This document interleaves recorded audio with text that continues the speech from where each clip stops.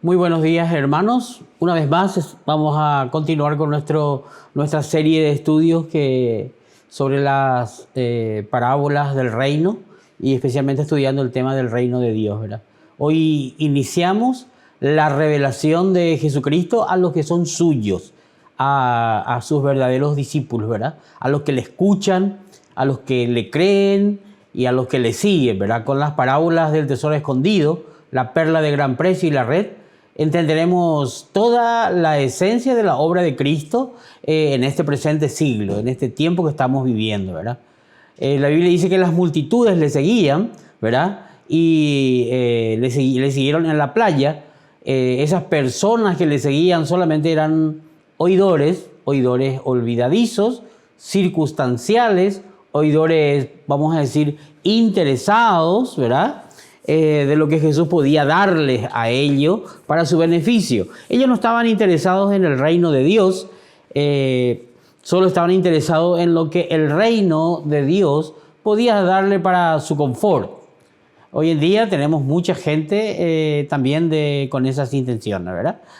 Cristo les dirá al final a esa gente: apartados de mí, hacedores de maldad, ¿verdad? Nunca os conocí. Así la Biblia nos muestra. Esta gente, estas multitudes que le seguían, bueno, bien, tenían esas intenciones. Hasta ahora, Jesucristo, hemos estudiado nosotros las 4 parábolas que Jesucristo les dijo a las multitudes y a sus discípulos, ¿verdad? En estas 4 parábolas que hemos estudiado, es lo que el diablo va a hacer. O sea, Jesucristo nos revela a nosotros lo que el diablo va a hacer en este presente siglo. Pero ahora, con esta parábola que vamos a estudiar, con la parábola del tesoro escondido, la perla de gran precio y la red, vamos a estudiar lo que Dios va a hacer en este presente siglo. Eso es muy importante. Y es bueno que nos pongamos en el contexto de ese, vamos a decir, de cuando Cristo dijo estas parábolas, ¿verdad? En Mateo capítulo 13, desde el versículo 1 al 3, dice el libro de Mateo que aquel día salió Jesús de la casa y se sentó junto al mar. Y se le juntó mucha gente. Y entrando él en la barca se sentó, y toda la gente estaba en la playa y les habló muchas cosas por parábolas. Aquí Jesús le dice las 4 primeras parábolas a esta gente, ¿verdad? Él salió de la casa donde él estaba, probablemente esa casa era donde él residía o donde él estaba hablando, y se fue a la playa, le siguió mucha gente, él se sentó sobre la barca y él ahí les comenzó a decir las parábolas. Ahí le dijo la parábola del sembrador. Y luego que dijo la parábola del sembrador, los discípulos que estaban probablemente más cerca que el resto se le acercaron, dice a él, y probablemente muy cerca del oído a él le dicen en Mateo capítulo 13, 10 y 11, dice lo siguiente: entonces los discípulos se le acercaron y le dijeron: ¿por qué les hablas por parábolas? Y él respondiendo les dijo: porque a vosotros os es dado saber, ¿se acuerdan de todo esto? Entonces, pero ellos se acercan más o menos al oído, le dicen a Cristo. Las multitudes no escucharon esa pregunta. Jesucristo le contesta a ellos, ¿verdad? Pero luego que él les dice eso a los discípulos, él se vuelve a la multitud nuevamente y le dice en Mateo 13, 18, oíd pues vosotros la parábola del sembrador, y le explica a toda la gente lo que es la parábola del sembrador. Ahí escucharon sus discípulos y la gente la explicación de la parábola del sembrador. Y después de explicarle la parábola del sembrador, él les dice al resto la parábola de la cizaña, la parábola del grano de mostaza y la parábola de la levadura. Todo lo que ya estudiamos nosotros. Y en el capítulo 13, el versículo 16, dice: entonces, despedida la gente, después de haberle dicho todas esas parábolas, les despidió a la gente y él entró nuevamente en la casa de donde había salido. ¿Estamos entendiendo? Ahí, dentro de la casa, ¿verdad? Los discípulos le preguntan o le dicen, mejor dicho, explícanos la parábola del trigo y la cizaña. Y Jesucristo les explica, ¿verdad? Aparte de explicarles a los discípulos, ¿qué quiere decir? Que las multitudes no escucharon la explicación de la parábola de la cizaña, pero sí los discípulos.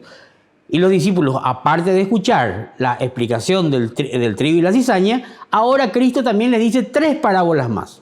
Le dice la parábola del tesoro escondido, que vamos a estudiar ahora, la perla de gran precio y la red.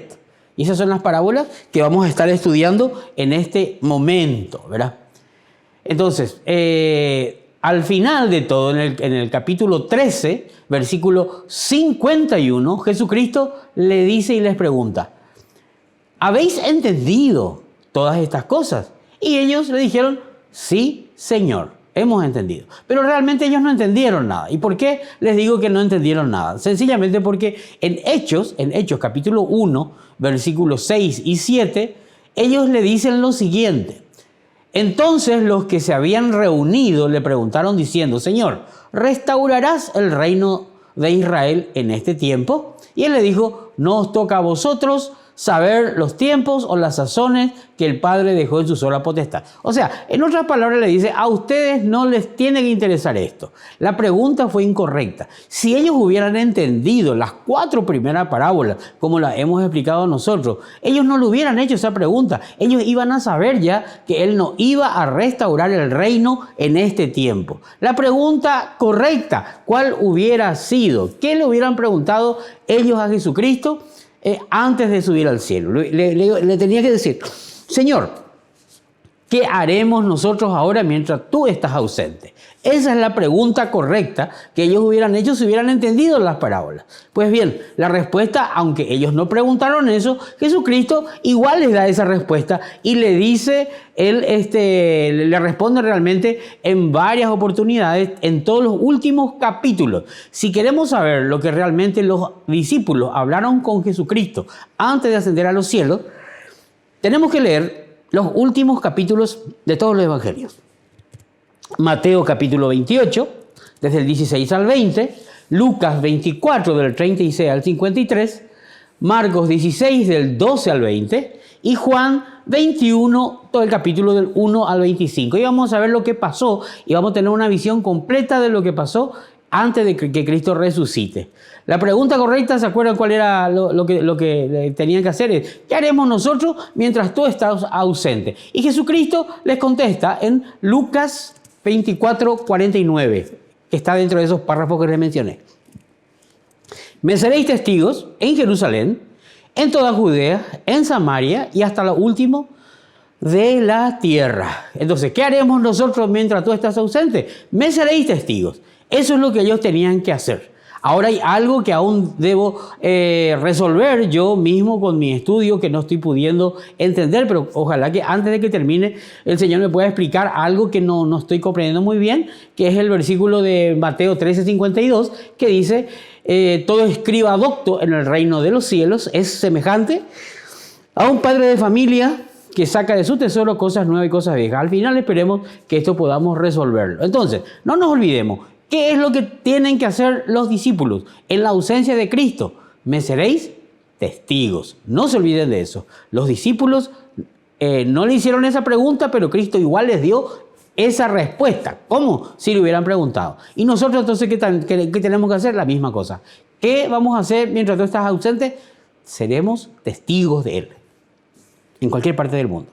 Muy bien. Vamos entonces ahora directamente con la parábola del tesoro escondido. Y vamos a leer lo que dice Mateo capítulo 13, 44 al 46. Dice lo siguiente en la palabra de Dios en Mateo 13, 44. Que dice lo siguiente: el reino de los cielos es semejante a un tesoro escondido en un campo, el cual un hombre halla y lo esconde de nuevo, y gozoso por ello va y vende todo lo que tiene y compra aquel campo. Pues bien, este es la parábola del tesoro escondido. Muy sencillo, un solo versículo, muy pocas palabras, pero para poder entender bien lo que esto significa, vamos a estudiarlo al principio, las 2 primeras parábolas. Las 2 primeras parábolas, vamos a hacer una comparación y luego en el domingo siguiente estaríamos terminando con la parábola de la perla. En el capítulo 13, 45 y 46,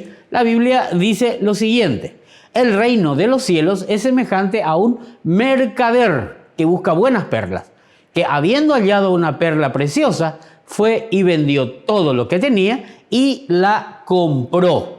Estos son los versículos que hablan de la perla y habla también del tesoro. ¿Qué es eso? Pues bien, para explicar, vamos a ver, acá hay algunas, ¿cómo se diría? Similitudes o no coincidencias, sino más bien cosas que se parecen. Observen claramente acá estos versículos. Dice, por ejemplo, el reino de los cielos es semejante a un tesoro escondido.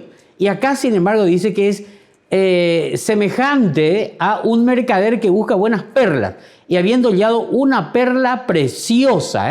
Acá tenemos un tesoro escondido, algo de valor, y una perla preciosa. Son similitudes, ambas cosas que son valiosas, ¿verdad? Acá tenemos también un hombre halla.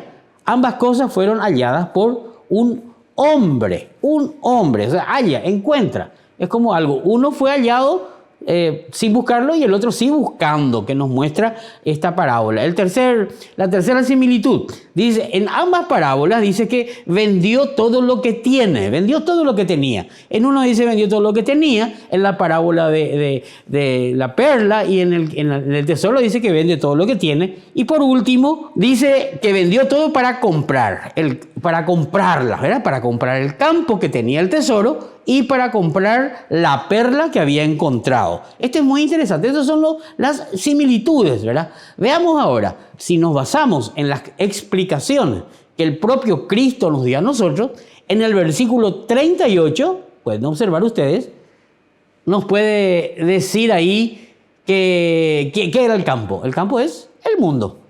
Bueno, comparando, entonces vemos que el campo es el mundo.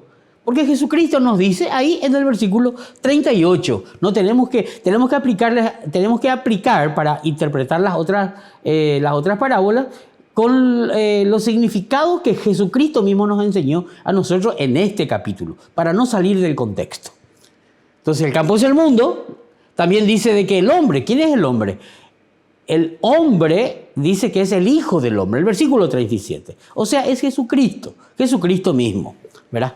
Aquí en el capítulo 13, 45, dice un mercader. Y es interesante, porque aquí, en esta parte, en la parábola del tesoro escondido, dice un hombre. Antropos dice hombre, y fue traducido hombre. Pero acá, fíjense ustedes que comerciante dice antropos emporos, de ahí viene emporio, Emporos. La palabra griega emporos significa comerciante viajero. Muy interesante cuando estudiemos la parábola de la perla preciosa, porque aquí es un hombre que compra el campo como si fuera de la tierra, el hombre que vive en la tierra. Pero allá, sin embargo, es un comerciante viajero, es un hombre ocasional que viene, compra para llevársela a donde él tiene que ir. No sabemos dónde, ¿verdad? Por eso es muy interesante ver las diferencias, ¿verdad? Entonces, ya sabemos quién. Y por tercero dice, vende todo lo que tienen, ambas parábolas. Este hombre desea las dos cosas, el tesoro que encontró y la perla que encontró, y desea tenerlas para él. Y él dice que para eso vende todo lo que tiene, todas las cosas que él tenía, vende para conseguirla. Y por último dice que la compró. Fíjense ustedes las palabras acá. En compra aquel campo, compra, está en presente. Así aparece en el original, así aparece en las escrituras griegas. Está en presente. Pero acá, la perla preciosa dice que la compró. O sea, está en un pasado puntual. Es como que este campo lo está comprando constantemente. Él sigue hasta hoy comprando ese campo. Es como que es un pago constante que se está haciendo. Pero en el caso de la perla preciosa fue una compra total, y terminó. Muy interesante esto, ¿verdad? Sigamos. Él dice que el tesoro escondido lo esconde de nuevo. ¿A dónde lo esconde? Lo esconde de nuevo en el mundo, en el campo donde compró. Vimos que el campo es el mundo y él en ese mundo vuelve a esconderlo. Oculta a la vista. Ese tesoro está ahora oculto a la vista de toda la gente. Y el mundo se está refiriendo a las personas. En otras palabras, él encontró su tesoro dentro de las personas, vamos a decir, en el género humano, y vuelve a esconderlo otra vez entre las personas, entonces nadie lo puede ver. Sin embargo, ¿verdad? Sin embargo, tenemos que la perla está a la vista de todos. La gente lo ve, pero no lo valora, pero para él es muy valiosa esa perla. Y él entonces va a comprarla porque esa perla le pertenece a otro dueño, esa perla. Entonces tenemos que identificar nosotros qué es el tesoro que Cristo quiere y qué es la perla que Cristo quiere. Son dos cosas diferentes. Ambas son muy valiosas para él.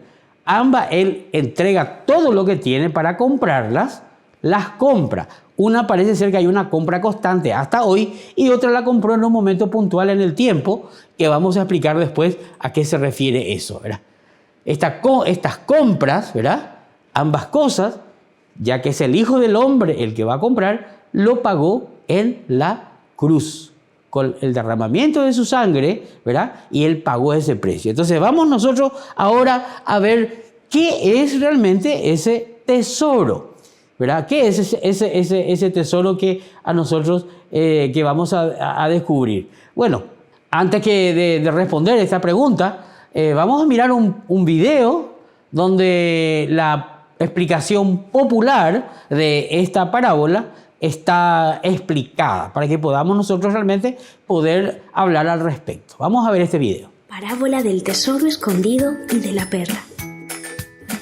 El reino del cielo es como un tesoro escondido que un hombre descubrió en un campo.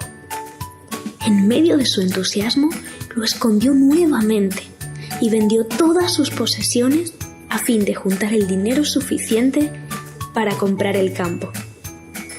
Además, el reino del cielo es como un comerciante en busca de perlas de primera calidad. Cuando descubrió una perla de gran valor, vendió todas sus posesiones y la compró.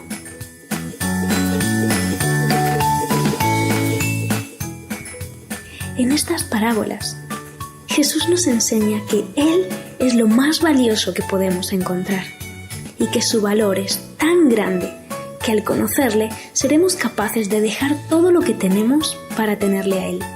Pero hay un problema. Jesús no nos importará demasiado hasta que nos demos cuenta de cuánto le necesitamos. Hasta que no veamos lo sucios que estamos sin Él, Él no será precioso para nosotros. Tú no valoras mucho algo que no necesitas mucho. Si Jesús no brilla para ti, pídele a Dios que te muestre cuánto le necesitas y que te ayude a conocerle. Él es el tesoro de la eternidad. Si le conoces, Él será lo más importante para ti, lo que más ames. Querrás parecerte a Él, hablar de Él a todos. A nadie amarás más que a Él. Pensarás en Él y soñarás con el día que estés junto a Él en el cielo. Porque Jesús es la perla preciosa, el tesoro escondido que hallaste y del cual nadie te podrá separar. Bueno, ahora hemos visto el video y este video nos muestra a nosotros la interpretación popular, lo que la mayoría, y lo tenemos también nosotros en nuestros materiales de estudio en el Eastworld y en muchos materiales que nosotros manejamos, ¿verdad? En esta interpretación, que es la más aceptada, la mayoría piensa así, ¿verdad? Dice que, primero, el tesoro por el que supuestamente se encontró en el campo es la salvación. Y la perla preciosa es Cristo. Aunque hay algunos que dicen que tanto el tesoro como la perla es Cristo mismo, ¿verdad? Que la mayoría dice eso. Vimos esto en el video recién, ¿verdad? Segundo, que el hombre de la parábola, el hombre que se está refiriendo, es el pecador que busca a Cristo. Y que cuando lo encuentra, entonces él dice que vende todo lo que tiene, ¿verdad? Para agarrar, o sea, deja todo para agarrarse de la salvación de Cristo. Esta es la interpretación popular. El tesoro es la salvación y la perla es el propio Cristo, o ambas cosas, la perla y el tesoro es Cristo y la salvación, ¿verdad? Y que el hombre de la parábola es el pecador que busca a Cristo. Y que cuando lo encuentra, él dice que deja todo, abandona todo para comprar a Cristo a cualquier precio. Esto, por supuesto, es totalmente descontextualizado, es incorrecto, esto no es correcto, esto está mal, está errado. No respeta a toda la revelación bíblica del Antiguo Testamento y del Nuevo Testamento, porque conocemos perfectamente bien que esto no es así. Así que esta interpretación es equivocada, es errada, no puede ser correcta. ¿Por qué? Sencillo, porque la salvación no está escondida. Al contrario, si leemos en Mateo capítulo 10, versículo 27, dice: lo que os digo en tinieblas, decidlo a la luz. Y lo que os digo al oído, proclamadlo desde las azoteas, ¿verdad? O sea, la iglesia predica el plan de salvación o la salvación a la luz del día. No es un mensaje que está oculto, ¿verdad? Aunque está rechazada por mucha gente, no está escondida. Por lo tanto, el tesoro no puede ser la salvación. Es incorrecto, ¿verdad? La salvación no se compra. Sabemos perfectamente bien que no se puede comprar la salvación. Es un regalo de Dios. En Efesios capítulo 2, versículos 8 y 9, dice: porque por gracia sois salvos por medio de la fe. Y esto no es de vosotros, pues es don de Dios, ¿verdad?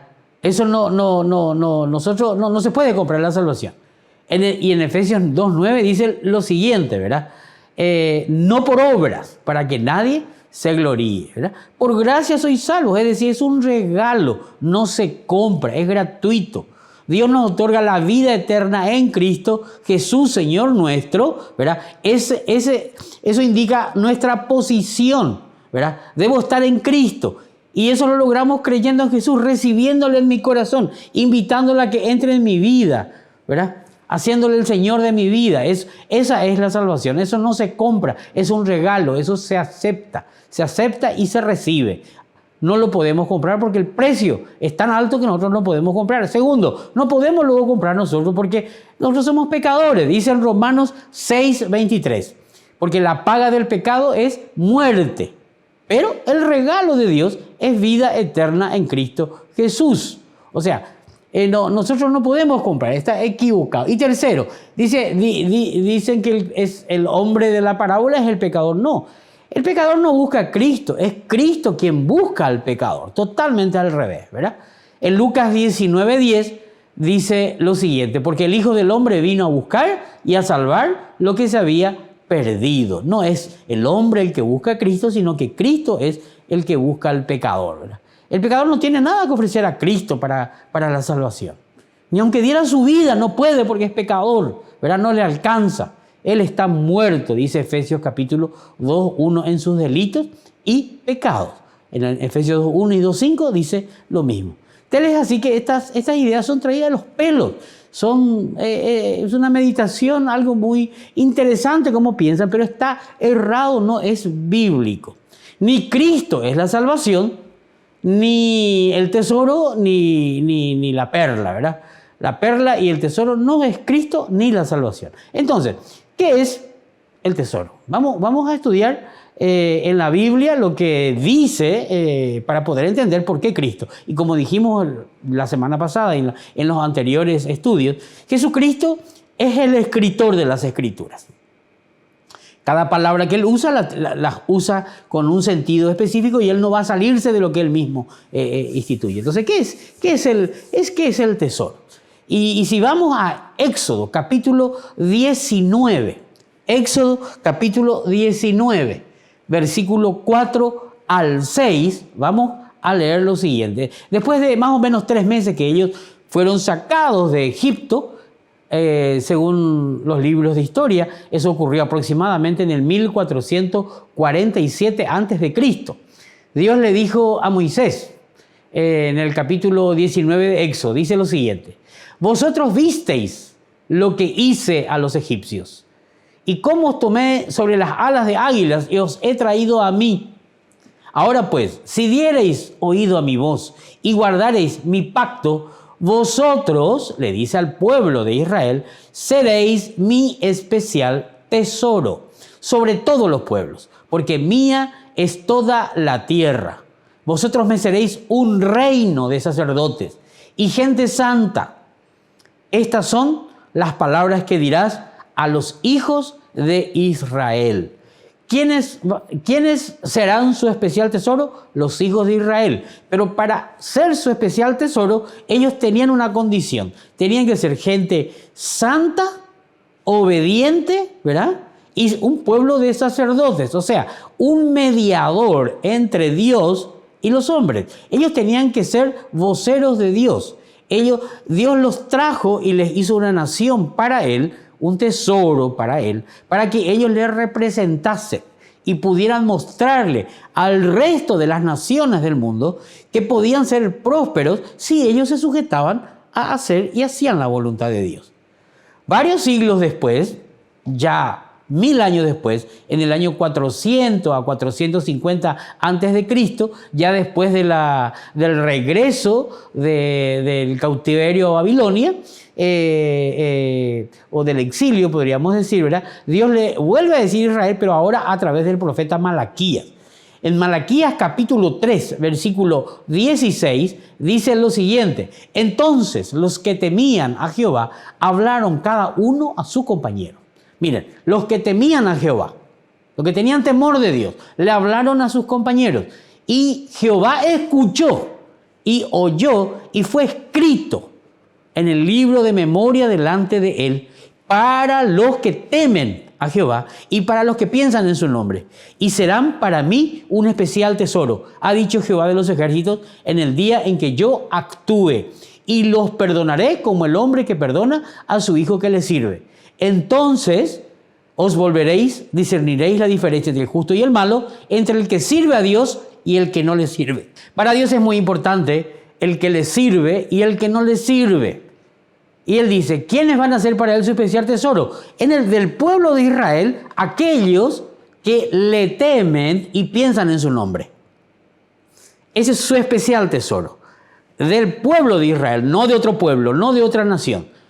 De ese pueblo, vamos a decir, los que le sirven, los que piensan en su nombre, en otras palabras, los que quieren honrar su nombre, y los que temen a Jehová. O sea que de esa nación grande de Israel está el grupo que es fiel a Él.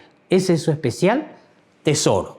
Dios escogió a Israel no porque fuera mejor, sabemos claramente eso es lo que dice la Biblia entre los demás pueblos. Es quizás, según dice la Biblia, el peor de todos los pueblos, como suele pasar siempre con los hijos mimados. Ellos son mimados y salen, no son como los buenos hijos que a veces le aplicamos con una excelente disciplina, ¿verdad? Dios es fiel a su palabra. Israel es un pueblo porque Dios le prometió eso a Abraham. Abraham en el capítulo 12 de Génesis, versículos 2 y 3, le dice a él que voy a hacer de ti una nación. Y Dios cumple con su palabra. Por más de lo que haya salido, como salió ese pueblo de esa descendencia, Dios va a cumplir con su promesa que le hizo a Abraham, a Isaac y a Jacob. En el capítulo 7, versículo 6 de Deuteronomio, hasta el versículo 10, dice lo siguiente: porque tú eres pueblo santo para Jehová tu Dios. Jehová tu Dios te ha escogido para hacerle un pueblo especial, más que todos los pueblos que están sobre la tierra. No por ser vosotros más que todos los pueblos os ha querido Jehová, os ha escogido, pues vosotros erais el más insignificante de todos los pueblos, sino por cuanto Jehová os amó y quiso guardar el juramento que juró a vuestros padres. ¿Se dan cuenta? Es lo que les acabo de decir. Os ha sacado Jehová con mano poderosa y os ha rescatado de servidumbre, de la mano de Faraón, rey de Egipto. Conoce pues que Jehová tu Dios es Dios fiel, que guarda el pacto y la misericordia a los que le aman y guardan sus mandamientos hasta 1000 generaciones, y que da el pago en persona al que le aborrece, destruyéndolo, y no se demora con el que le odia. En persona le dará su pago. Dios eligió al pueblo de Israel, pero no porque era el mejor de los pueblos, sino porque le prometió a Abraham que así lo iba a hacer, ¿verdad? Dios quería que este pueblo le representase ante los demás pueblos, que ellos hicieran saber la voluntad de Dios a través de su palabra y hiciera conocer el nombre de Jehová a todas las naciones. Dios quería que Israel le diera un ejemplo a las demás naciones de cómo un pueblo puede ser próspero, bendecido en todas las áreas a través de una relación correcta con Dios. Pero esto no no ocurrió. Israel debía ser una nación santa, obediente a su Dios, ¿verdad?, para poder ser un especial tesoro toda la nación. Pero esto no ocurrió, ¿verdad? En Deuteronomio capítulo 7, versículo 11, ya lo hemos leído, vamos a volver a repetir, dice lo siguiente: guarda por tanto los mandamientos, estatutos, decretos que yo te mando hoy que cumplan. El plan de Dios era que Israel reflejara la gloria de Dios, ¿verdad?, a todas las naciones, que ellos sean el ejemplo, que sea testigo fiel, ¿verdad?, de la gracia de Dios, ¿verdad?, de su poder y de su fidelidad. Pero, sin embargo, eso no ocurrió. Teniendo en cuenta el plan de Dios, podemos entender por qué Israel es el tesoro de Dios. En Números capítulo 10, versículo 34, ¿verdad?, al 36, podemos leer lo siguiente. Dice así: la nube de Jehová iba sobre ellos de día, desde que salieron del campamento. Cuando el arca se movía, Moisés decía: levántate, oh Jehová, sean dispersados tus enemigos, huyan de tu presencia los que te aborrecen. Cuando ella se detenía, decía: vuelve, oh Jehová, a los millares de Israel. Piensen ustedes, hermanos, durante todo este tiempo, 40 años, Dios, Jehová Dios, ¿verdad?, vivió con ellos en ese pueblo. Ahí entre ellos sabía todo. Él estaba de día como nube y de noche como llama de fuego, dice la Biblia. Y él estuvo ahí durante 40 años con ellos, ¿verdad? Si bien Dios está en todas partes y siempre, y antes estuvo aún en la esclavitud, pero ahí él vivió con ellos. Israel, podemos entender por qué es su tesoro, porque es algo muy especial para Dios. Pero sin embargo, la realidad del pueblo de Israel es otra. Ellos no fueron ese testigo como Dios quería que lo sean. Ellos no reflejaron la gloria de Dios. Al contrario, en Ezequiel, capítulo 36, versículo del 16 al 21, podemos leer lo siguiente. Dice así: vino a mí palabra de Jehová diciendo: hijo de hombre, mientras la casa de Israel moraba en su tierra, la contaminó con sus caminos y con sus obras. Como inmundicia de menstruosa fue su camino delante de mí. Y derramé mi ira sobre ellos por la sangre que derramaron sobre la tierra, porque con sus ídolos la contaminaron. Fueron idólatras. Les esparcí por las naciones y fueron dispersados por las tierras, conforme a sus caminos, ¿verdad?, y sus obras las juzgué. Cuando llegaron a las naciones a donde fueron, profanaron mi santo nombre, diciéndose entre ellos: estos son pueblo de Jehová y de la tierra de él han salido. Pero he tenido dolor al ver mi santo nombre profanado por la casa de Israel entre las naciones a donde fueron. Por eso podemos ver, Israel no era la nación ideal que Dios había planeado, sino al contrario, fue idólatra. Y podemos ver que cuando Cristo vino a la tierra, en otras palabras, cuando Jehová Dios, el dueño del mundo, se encarnó y vino como Jesús a su mundo, a su reino, ¿verdad?, Israel estaba lejos de ese ideal. Él no era el pueblo santo que debía representarle. No tenían comunión con Dios, por ello no le reconocieron al Mesías, ni le recibieron, dice en Juan 1:11. Estaban tan comprometidos ya con el mundo, con sus ideales de poder, gloria, de la cual no querían arrepentirse, no querían cambiar de mente. Por eso rechazaron a Jesús y le mataron. En otras palabras, la nación que tenía que ser testigo del Mesías, mataron al Mesías que vino. Entonces Dios permitió que sus enemigos la conquistaran y los esparció por todo el mundo. Ahora el tesoro queda oculto. En otras palabras, queda escondido en el mundo, que es el campo. En Juan, capítulo 7, versículo 35, dice lo siguiente, ¿verdad? Entonces los judíos dijeron entre sí: ¿a dónde se irá este que no le hallemos? Se irá a los dispersos entre los griegos. Vean ustedes que ellos mismos están hablando de los propios judíos que estaban dispersos entre los griegos y enseñar a los griegos. Santiago 1.1 le escribe, ¿verdad?, a las 12 tribus que están en la dispersión. Correcto. Y Primera de Pedro 1.1 le escribe a los expatriados en la dispersión, en el Ponto, en Galacia, en Capadocia, Asia y Bitinia.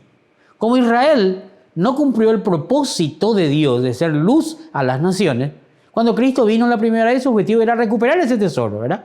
Pero ellos fueron esparcidos. Entonces Cristo quiso recuperar ese tesoro cuando vino la primera vez. Y en Juan 1.11 hemos leído que decía, a los suyos vino y los suyos no le recibieron. O sea, le rechazaron. Y en Mateo capítulo 10, versículos 5 y 6 dice, a estos dos envió Jesús y les dio instrucciones diciendo, por camino de gentiles no vayáis, y en ciudades samaritanos no entréis, sino id antes a las ovejas perdidas de la casa de Israel. Fíjense ustedes que Él vino específicamente para recuperar ese tesoro, para sacarlo del mundo, darle la oportunidad de ser luz a las naciones y de representarle, oportunidad que ellos perdieron. Entonces, ¿por qué dice esto que estaba buscando su tesoro? Porque no se olviden, ¿quién era el tesoro? No se vayan a olvidar de eso. El tesoro son los que temen a Jehová, los que piensan en su nombre de la casa de Israel y los que les sirven. Dios hace esa diferencia del pueblo de Israel. O sea, es los que temen a Jehová, los que piensan en su nombre de la casa de Israel. Ese es su tesoro, lo que le están sirviendo. Correcto. Pedro, entendiendo esto, dice, podemos leerlo en el capítulo de Hechos, capítulo 3 de Hechos, versículo 26. Dice Pedro, a vosotros primeramente, Dios, habiendo levantado a su Hijo, lo envió para que os bendijese, a fin de que cada uno se convierta de su maldad. A vosotros primeramente. O sea, le está hablando a los judíos, ¿verdad? Lo mismo dice Pablo y Bernabé, ¿verdad? En la sinagoga de Antioquía de Pisidia, en Hechos capítulo 13, versículo 46. Entonces Pablo y Bernabé, hablando con denuedo, dijeron, a vosotros a la verdad era necesario que os hable primero la palabra de Dios. Mas puesto que la desecháis, y no jugáis dignos de la vida eterna, y aquí nos volvemos a los gentiles. Y a vosotros primeramente, ¿verdad? Pablo repite lo mismo en el famoso versículo de Romanos capítulo 1, versículo 16, donde dice, porque no me avergüenzo del evangelio, porque es poder de Dios para salvación a todo aquel que cree, al judío primeramente y también al griego. Fíjense ustedes que había una prioridad de parte de Dios para el pueblo de Israel. Con toda esta abundante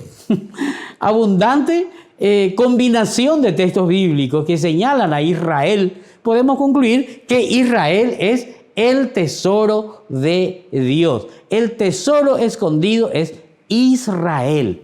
Era el principal propósito de Jesucristo cuando vino la primera vez, recuperar ese tesoro.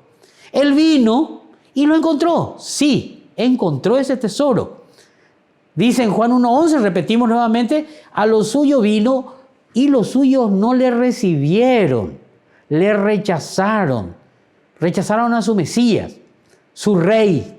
Entonces el dueño del tesoro lo vuelve a esconder, vuelven a ser dispersados por el mundo y entre ellos los que realmente le temen a Dios, los que le sirven al Señor, ¿verdad? Y los que piensan en su nombre, como decía el profeta, ¿verdad? Entonces, Él los dispersa nuevamente por el mundo, pero ahora está disperso por un pequeño periodo, hasta que Él regrese a recogerlos en su segunda venida. Se está entendiendo la parábola. Pero en ese periodo en el que el tesoro estará nuevamente oculto, Jesucristo no se queda sin testigo en la tierra, no se queda sin testimonio, sino que allí aparece la perla preciosa, ¿verdad? Que el mercader, que actúa como una persona que es un hombre que viene de paso, Para nosotros viene de paso, viene, compra la perla y lleva. Vamos a ver qué es la perla. Somos nosotros, la iglesia. Y ahí vamos a ver la diferencia entre Israel y la iglesia. Eso vamos a estudiar el próximo domingo con abundantes versículos también para poder tener la certeza de que estamos diciendo lo correcto, ¿verdad? Dice que entonces, cuando vino la primera vez, se encuentra a su tesoro Israel y él le da la oportunidad, como dijimos hace rato, de ser la nación líder entre otras naciones del mundo, pero Israel menospreció esa oportunidad. Perdió la oportunidad, entonces él vuelve a esconderlo, a dispersarlos por el mundo entero, ¿verdad? Hasta que vuelva y se cumpla, pueda volver a recogerlo en su segunda venida. Cristo realmente no rechazó a Israel. Cristo ama a Israel, ¿verdad? La volvió a esconder nomás. Solo fue puesta de lado por un tiempo, hasta su segunda venida. Cristo ama a Israel. En la parábola del tesoro dice, en el versículo 44 que hemos leído, el hombre gozoso vende todo lo que tiene para comprar a ese tesoro. Y cuando hablamos de que vende todo lo que tiene, estamos hablando de su entrega sacrificial en la cruz del Calvario. Él paga por ese tesoro. En Gálatas 2:20 dice, se entregó a sí mismo por mí. Él se entregó a sí mismo para comprar, ¿verdad? En Hebreos 12:2 dice, el cual por el gozo puesto delante de él sufrió la cruz, menospreciando lo oprobio, y se sentó a la diestra del trono de Dios. O sea, por el gozo puesto delante de él, a pesar del sufrimiento y todo lo que podemos ver en los evangelios. Y cada vez que estamos en la cena del Señor, recordamos el sufrimiento de Cristo por nosotros. Él ese sufrimiento lo hizo gozoso porque sabía que estaba comprando para él aquello que se había perdido, ¿verdad? Él está pagando por medio de la redención su tesoro, ¿verdad? Qué maravillosa lección, hermanos. Jesús, a pesar de su rechazo, de que fue agredido, traicionado, deshonrado, rechazado, humillado, igual nos ama. Es condescendiente. Ahora estamos hablando de los judíos, pero también ocurre con nosotros. Y vamos a verlo eso con la perla, ¿verdad? Él nos ama y en vez de hablar, él le ama al pueblo judío. Y él entregó su vida para redimir a ese pueblo que le rechazó.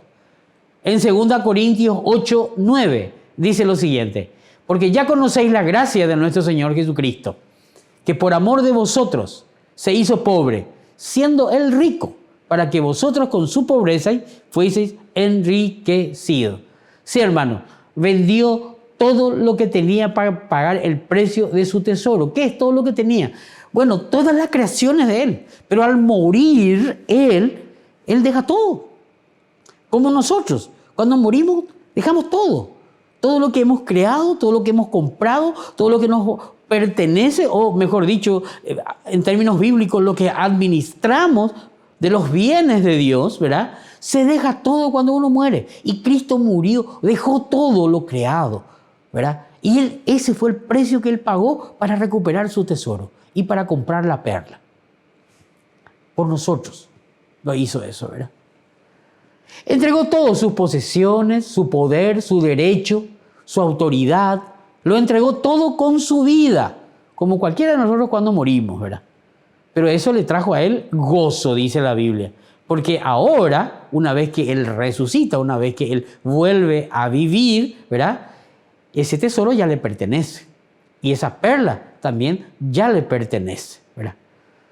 Solo que en la práctica la va a poseer totalmente en su segunda venida. Le va a pertenecer a él tanto la iglesia como también la perla. Aunque la iglesia va a ser arrebatada antes y vamos a estar antes con él, ¿verdad? Una perla que él le tiene. Eso vamos a ver el próximo domingo. Esta parábola nos muestra un aspecto de la historia de Israel, ¿verdad? Que se consumará en la segunda venida de Cristo. No todo con respecto a Israel. Pablo nos habla de esta parábola, podríamos decir. Hay un paralelo casi perfecto con esta parábola en los capítulos 9 al 11 de Romanos, ¿verdad? En el capítulo 9, Pablo nos habla de la historia pasada de Israel, ¿verdad? Cuando Israel fue elegida como su tesoro, ¿verdad? En el capítulo 10, Pablo explica que el tesoro está escondido en esta dispensación, ¿verdad? Pablo dice que ellos fueron dejados de lado porque ellos querían establecer su propia justicia, dejando de lado la justicia de Dios. No vamos a entrar en eso ahora, pero eso es capítulo 10. En el capítulo 11, ¿verdad? Él nos habla y nos dice nos habla del futuro de Israel, o mejor dicho, cuando ya Israel es recuperada con su tesoro. El remanente fiel, los que piensan en su nombre, los que le obedecen, los que le sirven, los que le honran, ¿verdad? Entonces en el capítulo 11 de Romanos nos muestra el futuro glorioso de Israel y la manifestación al mundo del tesoro, ¿verdad? Ahí en ese capítulo nos dice en el 26-27 que todo Israel será salvo. Israel será salvo, restaurada al propósito original. Israel va a llegar a ser realmente la luz de las naciones. Van a predicar la palabra de Dios, van a hacer la voluntad de Dios. Eso es el tesoro de Dios. Eso va a ocurrir. En Jeremías capítulo 33, versículo 23 al 26, nos muestra claramente que Dios va a cumplir con su propósito y nadie puede estorbar la voluntad de Dios, ¿verdad? Ahí dice que Israel va a ser salva, va a ser restaurada a su propósito original, ¿verdad? Porque Dios lo dispuso y nadie puede estorbar su voluntad. Dice así Jeremías 33, 26, del 23 al 26. Dice, vino palabra de Jehová a Jeremías diciendo, ¿no has echado de ver lo que habla este pueblo diciendo, 2 familias que Jehová escogiera ha desechado? Y han tenido en poco a mi pueblo hasta no tenerlo más por nación. Así ha dicho Jehová, si no permaneciera mi pacto con el día y la noche, si yo he puesto las leyes del cielo, si yo no he puesto las leyes del cielo y la tierra, también desecharé la descendencia de Jacob y de David, mi siervo, para no tomar descendencia, quien sea Señor sobre la posteridad de Abraham, de Isaac y de Jacob, porque haré volver sus cautivos y tendré de ellos misericordia. ¿Qué nos está diciendo Dios aquí en Jeremías? De que si realmente dejara de existir el día y la noche, entonces, si deja de existir el día y la noche, entonces Israel va a dejar de existir. Cosa que no va a ocurrir. Siempre va a existir día y noche, entonces Israel siempre va a existir. Porque hay gente que dice que ya no los toma, ya no los tiene más por nación. Eso está ocurriendo ahora, hermano, ¿verdad? En el capítulo 11 que hablamos recién de Romanos, Pablo nos enseña que el endurecimiento de Israel es en parte. ¿Qué significa? Que es temporal. Es temporal hasta que todo Israel sea salvo, cuando venga el libertador de Sion en la segunda venida. En el capítulo 21 de Lucas, versículo 27, dice, entonces verán al Hijo del Hombre que vendrá en una nube con poder y gran gloria, ¿verdad? Y en Romanos 11, 25 dice que esto es un misterio, ¿verdad? Porque Dios llamó a Israel y es irrevocable ese llamamiento.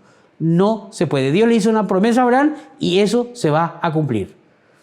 Luego dice la parábola del tesoro escondido que él compra el campo. Y ese campo es el mundo. O sea, es la humanidad entera. Jesucristo compra a la humanidad entera. Pagó el precio de toda la humanidad. Jesús murió por todos los hombres. Y las mujeres, hay que decir eso, ¿verdad? Aunque está incluido ya en los hombres y las mujeres, hay que decir, todos los hombres y todas. Cristo pagó el precio de toda la humanidad. Porque hay muchos por ahí que están diciendo que Él murió solamente por un grupo. Hay una doctrina llamada la expiación limitada. Eso es incorrecto, está mal. No murió por un grupo, Él murió por toda la humanidad. Si hay alguien que les habla a ustedes de que Cristo murió solamente por un grupo, por los escogidos, no le hagan caso, no hablen con ellos. Porque Cristo pagó el precio de toda la humanidad, sin dejar abundante y sobreabundó el pago del pecado de todos los seres humanos. Ahora bien, ¿hay pocos que se salvan? Sí, eso es cierto. Porque el precio del pago es para toda la humanidad, pero la aplicación de esa redención es para los que creen. Digamos que hay una aplicación limitada de la redención. ¿A quién se limita? A los que creen. Solamente los que creen van a ser salvos, pero la salvación es para todo el mundo. Él no murió por un grupo solamente, Él murió por toda la humanidad. Ahora, ese gran grupo que no está aceptando, no lo aceptan y es responsabilidad de ellos. O sea que para eso hay, en el Romanos 3:22 dice que la justicia de Dios es por medio de la fe en Jesucristo, ¿verdad? Para todos los que creen en Él, porque no hay diferencia.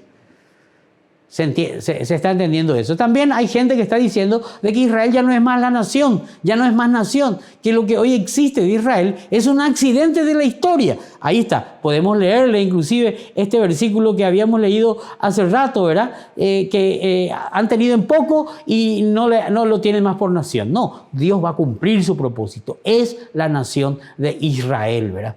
Y muy bien, para concluir con esta parábola, ¿verdad? Quiero decirle que nosotros todos estamos incluidos, y usted que está escuchando ahora está incluido dentro de las personas por las cuales Cristo murió. Usted ya le aceptó a Cristo, usted ya aceptó eso, ya aceptó, Él murió por usted, pero esa muerte no se aplica a usted si usted no le dice a Cristo: creo en ti, acepto que soy pecador y que me merezco la condenación, pero creo en ti, hazme tú hijo. ¿Ya le hizo usted a eso? ¿Ya le aceptó a Cristo? ¿Ya le dijo que entre en su vida?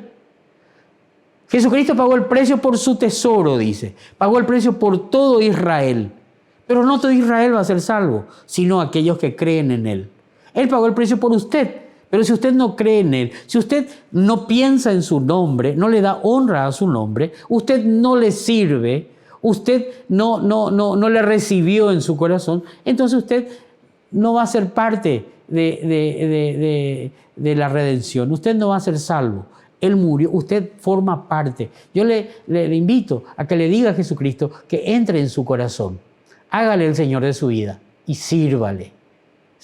Entréguele su vida a Cristo. Él ha pagado por todos nuestros pecados. Muy bien, hermano, entonces con este es la parábola del tesoro. Sabemos, el tesoro es Israel, ya hemos aprendido. Ahora veremos la próxima vez qué es la perla. Dios, resumiendo, las 4 primeras parábolas nos mostró lo que Satanás va a hacer mientras está ausente el rey. Y estas 3 parábolas que vamos a estudiar ahora, hoy estudiamos el tesoro, nos muestran lo que Dios está haciendo durante este periodo. Está recuperando su tesoro, que se volvió a esconder. Cuando él aparezca, lo va a sacar a la luz. Y el próximo domingo veremos qué más Dios va a hacer. Va a sacar su perla. ¿Quién es la perla? Lo vemos el próximo domingo. Buen día y buen provecho.